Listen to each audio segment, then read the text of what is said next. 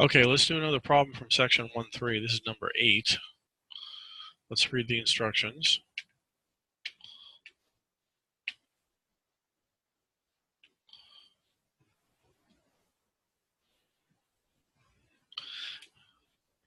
Okay, so we're given two vectors a1 and a2, and also a vector b. It says what values of h is b in the plane spanned by a1 and a2?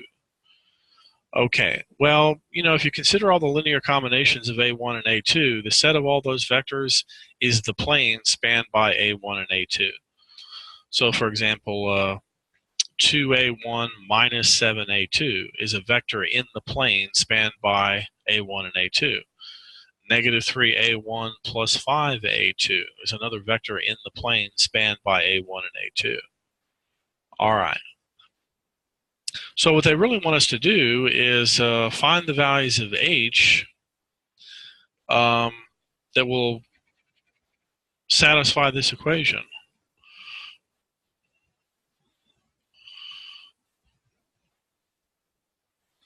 Because notice the left-hand side is a vector that is in the plane spanned by a1 and a2.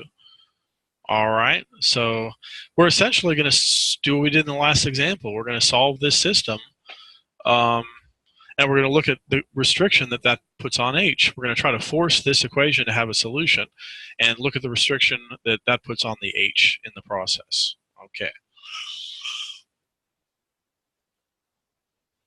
So let's change this into a system of equations.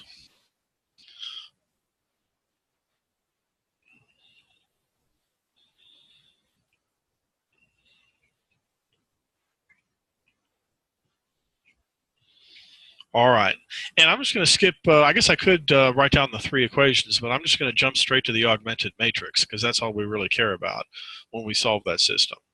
So here's the augmented matrix.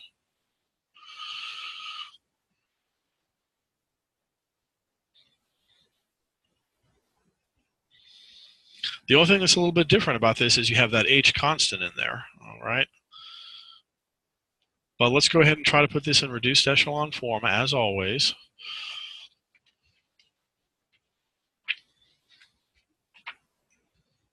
And really the only thing that we have to make sure that doesn't happen is that we get a row of something like 0, 0, 5. We just want to make sure we don't get a row where all the entries are zeros except for the very last one. And that's where the restriction on h is going to come in. Well, let's go ahead and change that first column, put it in the right form. Well, I would multiply the first row by negative 3 and add it to the second row. So 18 minus 14 is 4. So again, I'm multiplying the first row by negative 3 and adding it to the second row. Okay, now I guess it looks like we just need to add the first row to the third row to make that a 0. That'll make that a 3 plus h. Okay. So now let's move on to the second column. And what I want to do is make this a 1. So I'm going to divide the second row by 4.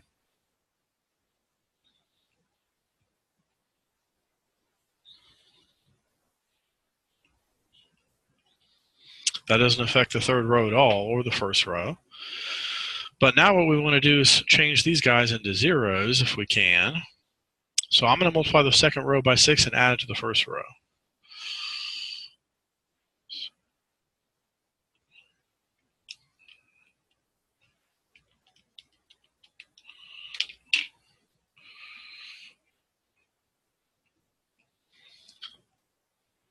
And we'll multiply the second row by 3 and add it to the third row.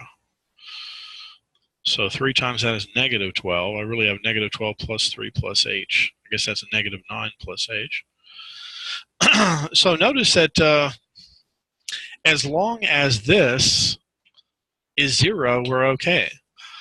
If this is anything but a 0, then we're going to get an inconsistent system because we're going to get a row of all zeros where the last entry is non-zero. All right, so we just want to force negative 9 plus h to be 0. That's the only way that that system is going to have a solution. And obviously that implies that h is equal to 9. So H has to be 9 in order for B to be in the plane spanned by A1 and A2.